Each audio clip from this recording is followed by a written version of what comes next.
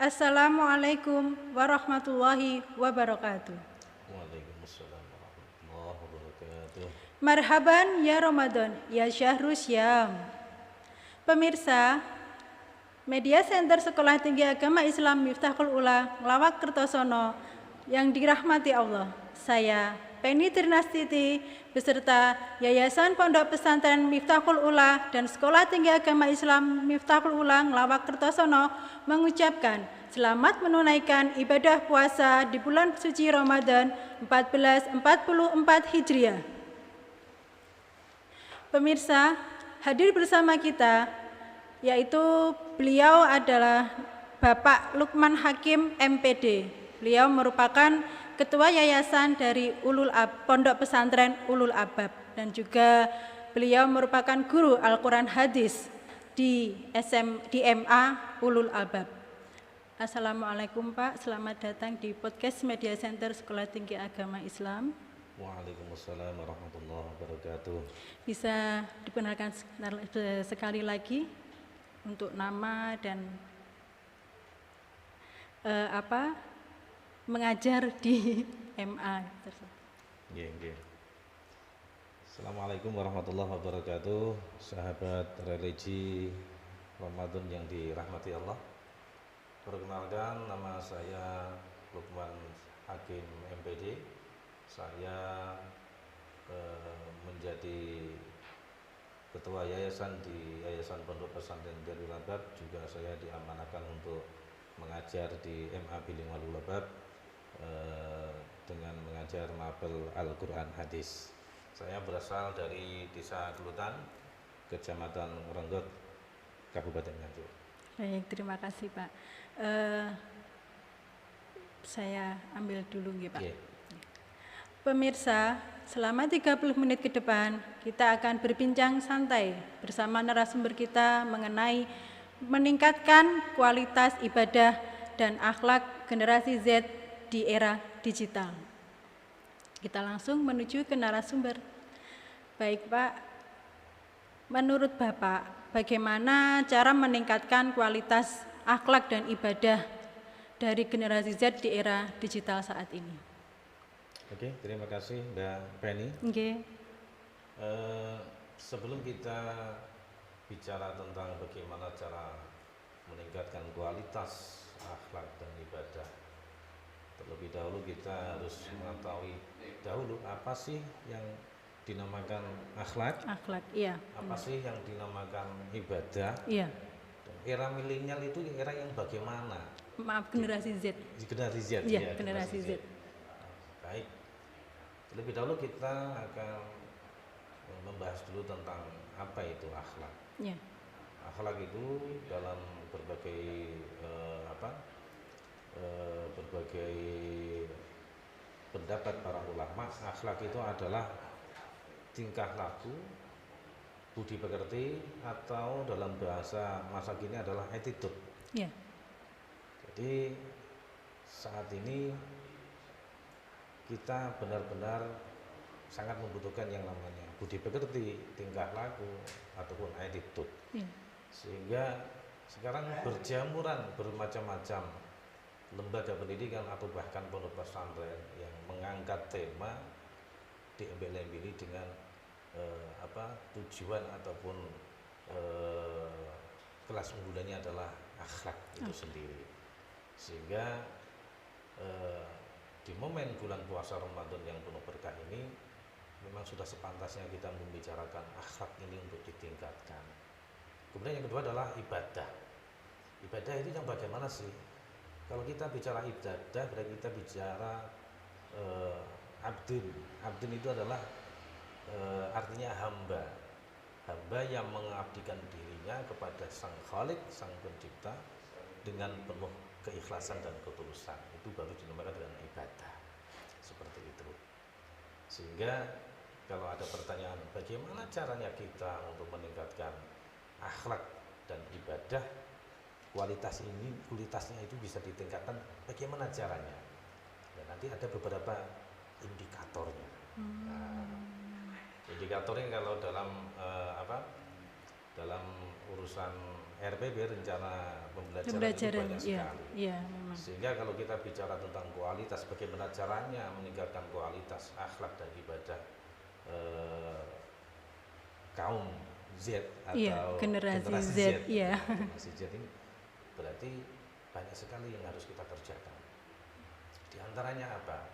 Di antaranya termasuk momen Ramadan ini adalah salah satu momen untuk bisa meningkatkan kualitas nilai akhlak dan ibadah itu sendiri.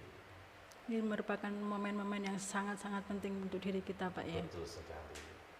Sehingga kalau kita bicara akhlak, bagaimana sih caranya kita bisa meningkatkan akhlak? Yang pertama adalah kita harus mempunyai indikator-indikator untuk bisa menuju ke arah kualitas itu sendiri. Di antara indikator itu adalah ada beberapa metode yang perlu kita siapkan. Yang pertama adalah metode uswah. Metode uswah. Ya, Apa itu Pak metode uswah? Metode uswah adalah metode memberikan contoh atau keteladanan. Sehingga mulai dari kecil itu anak sudah dibiasakan untuk diberikan contoh atau keteladanan. Mulai dari anak usia dini itu, bagaimana diajarkan untuk mengucapkan salam, pembiasaan mengucapkan salam, kemudian juga diajarkan untuk menjawab salam. Bagaimana diajarkan anak itu untuk berbicara pelan kepada yang tua, menghormat yang tua, dan memberikan kasih sayang kepada yang muda. Itu memang harus diajarkan dari masa kecil, masa dini. Itu juga merupakan pembentukan karakter si anak usia dini tersebut, nggih Pak? Betul, betul. Jadi pembiasaan di usia dini ini sangat fundamental. Maksudnya apa? Sangat penting sekali. Sebagai pondasi. Sebagai pondasi anak nanti ketika kecil dia sudah terbiasa dengan akhlak yang baik, maka nanti ketika besar dia terbiasa dengan akhlak yang baik juga. Betul. Ibarat kita menanam pohon di sebuah taman. Kalau pohon atau bunga atau pohon yang masih kecil itu bengkok, nanti kita biarkan bengkok, tidak kita luruskan. Maka lambat laun dia akan tumbuh dengan kebengkokannya itu, akan tetap bengkok. Tetapi kalau kita tahu pohon ini kok bengkok, terus langsung kita dibenarkan posisinya, lurus, nanti dia akan tumbuh menjadi lurus. Nah, kalau dari kecil kita biasakan bengkok dan akhirnya besar bengkok, kita akan meluruskan itu susah. Bagaimana kalau rantingnya sudah besar, kemudian pasti akan, kalau kita paksa untuk lurus, patah. Memang harus semua itu diawali dari ketika si anak usia dini, karena yang lebih mudah menerima pelajaran ataupun pembekalan itu dari usia dini ya Pak ya. Dan untuk nanti untuk kedepannya bisa terbiasa dari apa yang diajarkan sejak usia dini. Betul sekali, betul sekali. Kemudian yang kedua, ini monggo silakan. Kita sampai jam berapa? Sampai jam 12. Manut bosnya saya ini. Yang kedua adalah metode riyadhah. Riyadhah ini adalah sebuah metode yang sangat klasik. Dari zaman mbah-mbah dulu sudah ada metode riyadhah ini. Atau bahkan dari zaman nenek moyang kita ini sudah terbiasa riyadhah. Sehingga mereka sakti-sakti. Kita tahu kebudayaan sebelum Islam datang itu kan ada kebudayaan Hindu Buddha. Hindu Buddha. Kalau kita lihat sejarahnya kan orang-orang sakti. Kemudian diteruskan oleh mbah-mbah kita. Metode riyadhah ini adalah metode yang sangat penting. Latihan menempa diri. Riyadhah ditempa. Baik itu dari mulai puasa, dia dilatih untuk melaksanakan puasa. Kemudian ditempa juga dengan berbagai macam kebiasaan-kebiasaan untuk mandiri, disiplin dan tanggung jawab. Itu merupakan riyadhah. Anak diberikan tanggung jawab, itu menurut mereka adalah riyadhah. Kalau dia bisa lulus, insya Allah dia kalau besar nanti menjadi orang sukses. Jadi tidak akan menyesal di kemudian hari Pak ya. Kita sudah ketika sudah terbiasa dengan diberikan tanggung jawabnya. Nah, biasanya suksesnya seorang anak itu tergantung juga dari riyadhahnya orang tua. Didikan orang tuanya. Kalau orang tua riado, sering tirakat, Iya. insya Allah nanti anaknya akan menjadi anak orang yang sukses. Makanya juga warning buat saya sendiri juga. Iya, Saya punya iya. anak kecil. Iya. Makanya kita berbicara di sini, tapi juga nanti sedikit-sedikit ikut menjalankan itu. Iya, insya Allah. Jadi tirakat, riado, mentirakati anak, meriadi anak itu sangat penting. Untuk apa? Untuk kesuksesan Anak untuk kemudian hari. Kemudian yang ketiga Iya, adalah yang ketiga. metode mau'idah. Mau itu. Jadi sebagai orang tua kita dianjurkan, diharapkan memberikan nasihat-nasihat yang baik kepada anak kita. Bahkan sebagai seorang guru, selain tadi metode pintu yang saya sampaikan tadi, Iya. ada metode uswah. Uswah, Guru itu kan riyadhah. digugu dan ditiru. Iya. Kalau guru nggak melaksanakan tapi menyuruh muridnya, apakah lantas muridnya melaksanakan dengan ikhlas? Tidak bisa. Pasti betul kan? Nah, Iya. seperti itu. Orang tua, guru dan sebagainya itu yang pertama uswah tadi, yang kedua riyadhah. Guru itu juga harus meridai muridnya. Iya. Apalagi seorang yang sudah punya tujuan untuk mendirikan pondok pesantren, itu harus tirakat dan riyadhah beneran untuk anak-anaknya dan juga para santri-santrinya. Iya, memang benar. Kemudian yang ketiga tadi adalah metode mau'idah, nasihat. Kalau ada anak sedikit beling, maka jangan sungkan-sungkan kita untuk menasihatinya. Jangan waleh-waleh. Iya. Terkadang ada guru ataupun orang tua sing waleh dan sungkan menasihati anaknya yang bandel dan beling. Padahal ini nggak boleh. Sebandel-bandelnya anak itu adalah masih anak kita. Dan sebandel-bandelnya anak dia masih punya nurani yang insya Allah akan mendengarkan nasihat kita. Iya, ibarat sekeras apapun batu jika ditetesi air pasti akan hancur Betul juga, sekali. Pak ya. Ini bahasnya ini memang bagus sekali ya. Ya ibaratnya seperti itu. Iya. Batu yang keras, wah ini ketetesan air yang dik-dik saja. Tapi apa? Karena Makin istiqomah. lama hancur. Iya, sering dinasihati, istiqomah untuk nasihati. Akhirnya dapat luluh gitu, Pak ya, betul hatinya. sekali. Insya Allah dia akan luluh. Kita nggak tahu hidayah Allah jatuhnya kapan, tapi Iya. kita nggak boleh berhenti. Yang penting tetap berusaha. Betul sekali. Nggak boleh berhenti untuk berbuat baik. Iya, dan benar. memberi nasihat. Kemudian yang ketiga, ini adalah yang kita perlukan adalah metode kisos, Yesus. kisah. Ya. Oh, kisah. Kisah bukan kisos, Iya, iya, kisah, iya. sejarah. Nah, sebagai seorang orang tua ataupun guru, paling tidak kita paham dan tahu tentang sejarah-sejarah, baik itu sejarah nabi, Iya. sejarah pahlawan, kemudian sejarah para leluhur kita. Iya. Ini paling enggak kita harus berusaha untuk cari tahu, karena ini adalah metode yang penting untuk memberikan wawasan kepada anak-anak. Benar. Apalagi di era Generasi saat generasi ini. Z ini, Iya. ya, Ini sangat rawan sekali, Pak ya. sangat rawan sekali.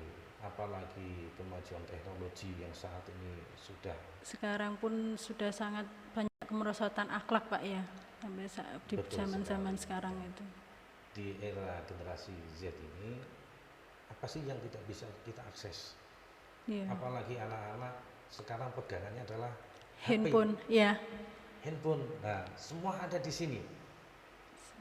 Mau bisnis, jual beli Bisa pakai ada di handphone. sini. Mau melihat Amerika saat ini di era mana? Bisa diakses lewat di sini, handphone, ya. ya. Dalam waktu yang sangat Singkat, sebentar. ya. Ya, dari beberapa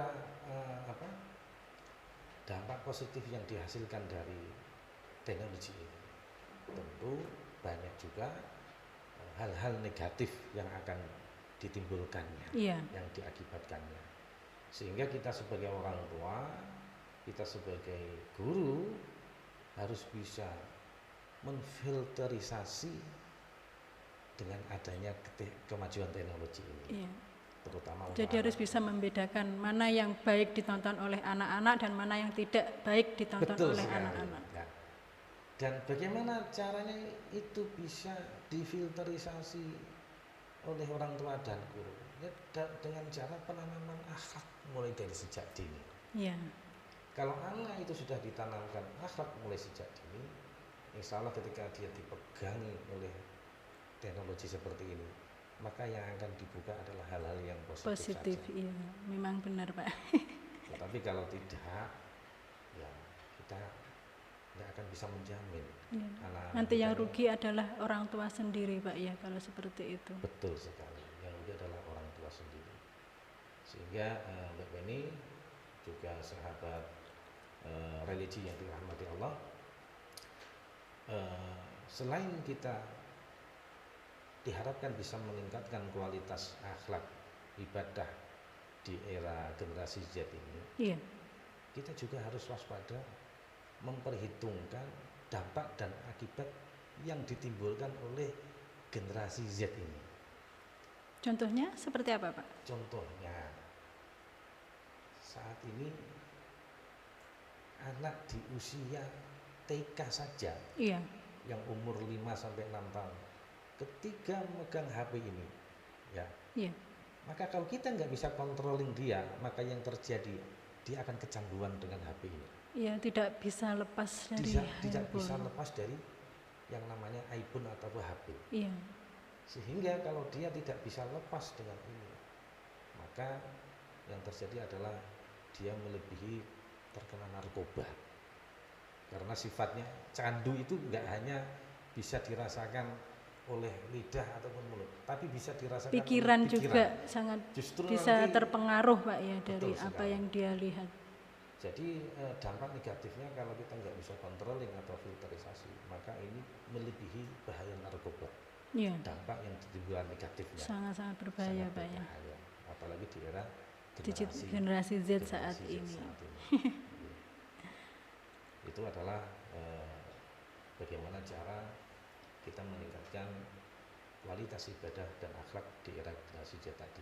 Paling tidak ada 4 metode. Yang iya. pertama adalah metode uswah, Uswah, yang kedua adalah riyadhah, yang kedua adalah metode mau'idah, dan yang dan keempat adalah metode uswah, kisah atau hisah. cerita. Iya, hisah.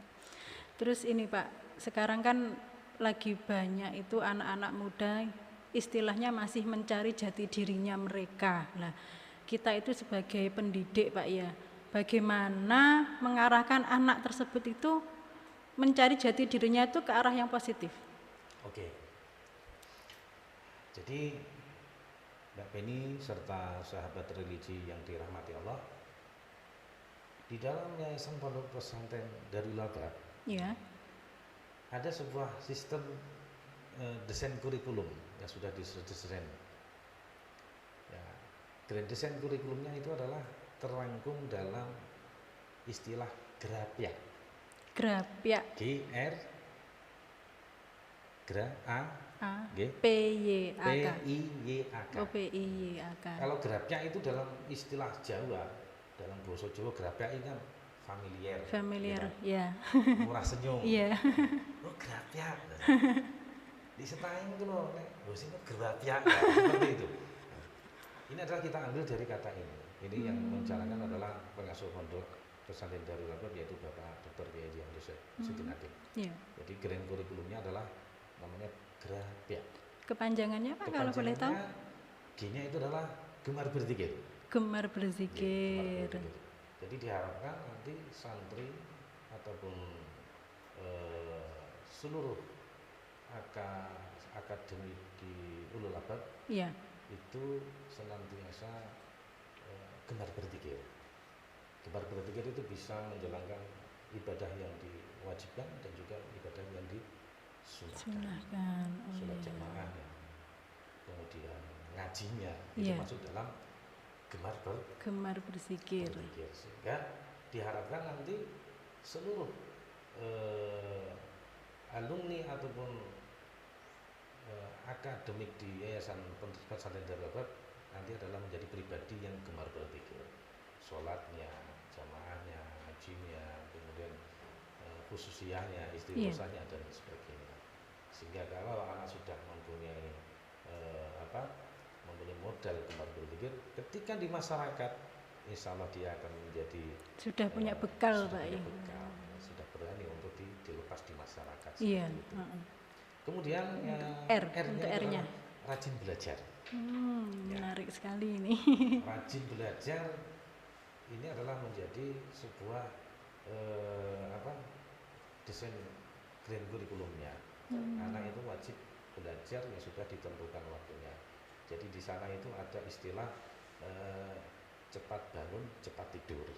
Cepat bangun, cepat tidur. Ya, cepat bangun, cepat Tidur. Jadi sesuai dengan jadwal. Sesuai dengan jadwal. Sehingga cepat bangun itu apa sih maksudnya? Jam 3:30 atau jam 3 itu anak-anak sudah dibiasakan bangun. Iya. Untuk salat tahajud. Tahajud dan sebagainya. Kemudian cepat tidur. Waktunya tidur rumah jam 9 atau 10 anak-anak harus sudah mulai tidur. Jadi sudah dibiasakan disiplin, Mbak ya. Dibiasakan disiplin. Sehingga nanti kalau enggak di sistem seperti itu anak-anak akan tidak punya program. Iya. Nanti enggak bisa terarah jadinya. Ya, bisa terarah.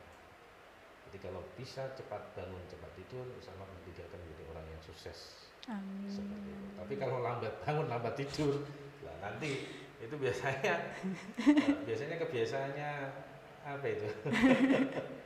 Ya bisa dinilai sendirilah. Orang yang lambat bangun, lambat tidur. Tidurnya lambat. Begadang. Lambat, apalagi di puasa ini biasanya banyak yang begadang. Banyak yang lambat tidur, lambat bangunnya seperti itu. Seharusnya momen puasa ini kita jadikan patokan untuk meningkatkan kualitas ibadah dan akhlak tadi. Iya. Seperti itu. Kenapa? Karena di bulan puasa ini kan dilipat gandakan pahalanya. 1 jadi 1000. Seperti itu ya. Umpama infak sedekah 1000 nanti digandakan jadi 1 juta. Infak 1000 dan jadi suci. Iya. Tapi sebaliknya hal-hal yang sifatnya negatif kita mengolok-olok, kita berbuat jahat nanti juga dilipat gandakan menjadi berlipat-lipat. 1000 kali lipat seperti itu. Kemudian untuk P-nya. A-nya dulu. Oh, A-nya iya. Iya, A-nya adalah aktif kegiatan sosial. Aktif kegiatan sosial. Ya. Ada hablum minallah, ada hablum minannas. Orang kalau sergap ngaji, sergap sholat, tapi sosialnya kurang, itu juga enggak baik ya. Enggak baik. Enggak ada keseimbangan nanti, Pak. Jadi antara ubudiyah dan muamalah, antara ibadah dan sosial ini harus seimbang. Iya. Ya, ini kita terapkan di Grand Kurikulum Ulul Albab. Aktif kegiatan sosial. Contohnya apa? Contohnya adalah seperti kerja bakti. Contohnya memberi santunan kepada orang yang kurang mampu dan sebagainya. Ketika kemarin ada erupsi Gunung Semeru, kita juga memberikan donasi ke sana, menyalurkan donasi dari para jamaah. Itu adalah termasuk diantaranya adalah aktif kegiatan sosial. Kemudian yang keempat P. P-nya. Pandai bergaul. Pandai bergaul. Wow, keren sekali. Kenapa pandai bergaul? Karena kalau kita tidak biasa untuk mengajari anak pandai bergaul, dalam artian pandai memilih teman, dalam artian kita bukan mengecampingkan yang jelek yang boleh digali, kita harus bisa memilah-milah. Sekiranya ketika kita bergaul dengan dia, apakah dia mampu kita tarik ke habitat kita, atau justru kita ketarik ke habitatnya dia? Ikut ke Betul sekali. Karena pergaulan itu akan menentukan masa depan kita. Benar, Pak. Benar sekali. Wong yang pasar tuku iwa melu mambu. Ora demek iwake tapi mambu amise. Tapi awake dhewe ikut tukang minyak wangi, ikut harum baunya. Ikut harum. Padahal kita enggak megang-megang minyak. Enggak beli, enggak megang. Tapi ikut harum. Seperti itulah, maka pandai bergaul ini menjadi salah satu desain Grand Kurikulum di Yayasan Pondok Pesantren Darul Albab. Kemudian yang kelima, I. Ikhlas dalam berjuang dan berderma. Ikhlas dalam berjuang dan berderma. Biasanya orang ketika berjuang pasti ambil oleh apa toh? Itu yang pasti di Pak. Nah, ini kita biasakan itu menjadi sebuah kurikulum di Ulul Albab. Kalau di sana itu kalau mau ikut gabung di sana ya harus ikhlas. Ikhlas dalam arti nggak dapat apa-apa ya kita tetap berikan, tapi jangan sampai kita tomak dalam artian mengharapkan sesuatu yang tidak bisa diberikan oleh seseorang. Kalau kita berharap itu hanya kepada Allah, ya. Ikhlas dalam berjuang dan Ikhlas dalam berjuang itu bisa dipakai untuk saya, terutama saya kan mengajar di sebuah RA Pak, di lembaga RA. Jadi biar saya itu belajar ikhlas dalam mengajar meskipun gajinya tidak seberapa. Tapi saya tidak mengharapkan gaji, yang penting saya niat untuk mengajar. Ya betul sekali. Insya Allah nanti kalau niatnya ikhlas, meskipun gajinya ibaratnya kalau direng-reng buat belanja itu kurang, tapi insya Allah dengan keikhlasan itu Allah akan memberikan jalan yang lain. Jalan yang lain. Banyak jalan menuju rumah, ibaratnya seperti itu. Mbak ini bisa saja. Itu yang dimaksud ikhlas dalam berjuang dan berdoa. Kalau kita hitung nominal ngajar di SD itu berapa sih sebulan? Paling nggak sampai 1 juta toh? Yeah. Tapi kita bisa melalui itu dan bisa menghidupi keluarga kita. Itu semua adalah karena izin Allah. Kemudian yang ke berapa ini? 6. Setelah yakin dalam mengamalkan firman-firman Allah. Yakin mengamalkan firman-firman Allah. Iya. Kita harus yakin dengan apa Allah takdirkan kepada kita. Apa yang dibicarakan di Al-Quran itu kita harus yakin. Iya. Sama nanti kalau kita yakin dan mengamalkan itu, maka kita akan menjadi orang yang sukses di mata Allah. Waktunya dikit-dikit ya. Amin. Kemudian yang ke-7 adalah amanah, dapat dipercaya. Diberi tugas harus amanah. Ya. Diberi tugas tambahan jadi ketua yayasan, ya harus dilaksanakan. Diberi tugas untuk ngajar di SD karena ini kebaikan, monggo dilaksanakan. Ya. Harus amanah. Sebagaimana yang ada di dalam sifat Nabi. Di antaranya adalah amanah. Ini sifat amanah. Amanah, ya. Kemudian yang ke-8 adalah kreatif dan inovatif. Kreatif dan inovatif. Ini yang terakhir. Ketika seluruh rangkaian tadi mulai gemar politik, maka seluruh santri diharapkan menjadi seorang yang kreatif dan inovatif. Benar sekali. Apalagi sekarang ini kan banyak digaungkan program pesantren-trainer. Iya. Pesantren-trainer. Seperti itu. Apa-apa ujung-ujungnya adalah trainer. Bagaimana seseorang ini bisa mendayagunakan kemampuannya untuk sesuatu yang bisa dikonsumsi. Iya, yang benar. Iya. Itu. Kreatif dan inovatif. Selain kreatif juga inovatif. Jadi nggak hanya produk-produk itu saja. Kemudian itu bisa juga nanti diarahkan kepada pendidikan juga. Bagaimana pendidikannya supaya ada sebuah inovasi dalam pendidikan. Ya, assalamualaikum, buka halaman ini, kemudian waalaikumsalam. Ataupun dibuka assalamualaikum, kemudian kerjakan halaman ini, tinggal kemana. Karena apa? Karena kurang kreatif dan kurang inovatif. Itu adalah 8 kurikulum. Grand kurikulum yang di Ulul Albab. Ya. Itu namanya 8 permata diri santri, Mbak. Gitu. Jadi grand kurikulumnya itu dinamakan 8 permata diri santri. Kalau santrinya nanti itu sudah apalagi mempunyai ke-8-8-nya, luar biasa. Mempunyai separuhnya saja ini sudah luar biasa. Itu Mbak Penny. Amin. Mungkin dari pesantrennya Bapak, dari santri-santrinya ingin melanjutkan ke jenjang yang lebih tinggi, bisa diarahkan ke STIM, Pak. Karena di STIM itu ada 4 jurusan, yaitu PGMI ada, PAI, PIAUD, dan juga ekonomi syariah. Dan di sini juga bisa membantu dalam fasilitas beasiswa. Begitu. Siap. Mungkin bisa diarahkan ke sini. Saja? Dari Kemenak juga ada, KIP, itu yang paling sering tuh KIP, Pak. Mohon maaf Pak, karena terbatasnya waktu, sebenarnya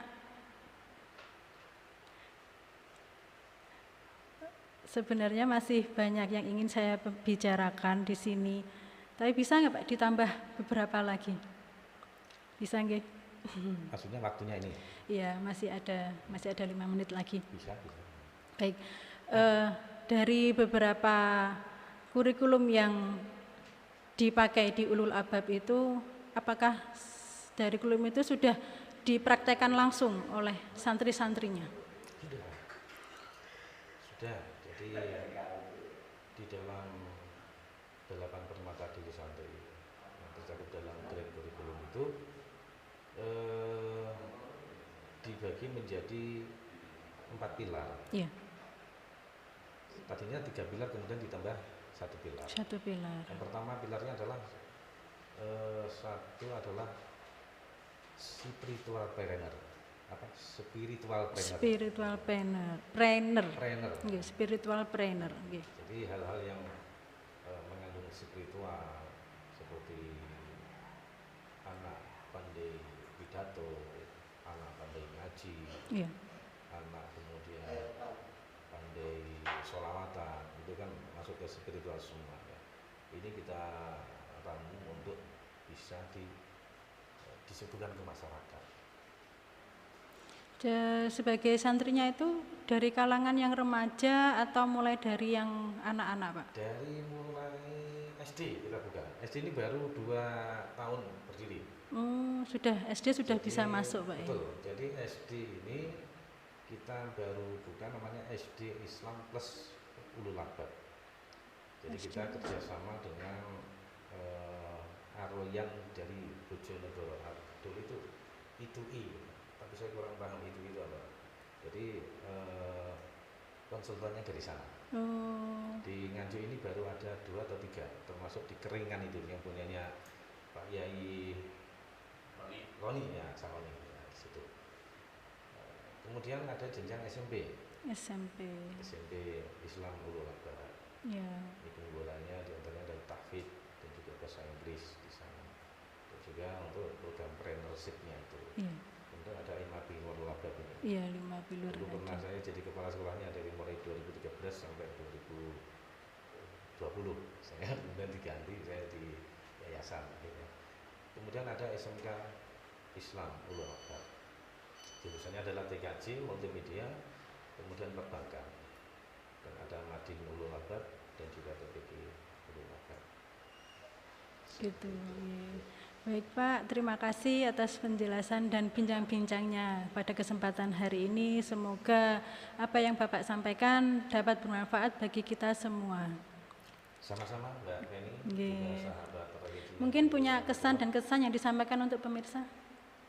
Oke, Monggo. untuk semua pemirsa sahabat religi, mari di bulan suci Ramadan ini kita tingkatkan kualitas akhlak, ibadah, juga mari kita tingkatkan untuk menebar kebaikan. Ya. Karena kalau kita mulai dari sekarang, Kapan lagi kita bisa melaksanakan itu. Dan tentunya dari materi yang tadi disampaikan, terutama akhlak, mari kita untuk bisa memperbaiki akhlak, khususnya mulai dari sejak dini. Anak-anak kita kenalkan dengan akhlak yang baik sesuai dengan akhlak Rasulullah. Itu saja Mbak Penny. Oke, terima kasih Pak. Sekian bincang-bincang kita pada kesempatan hari ini.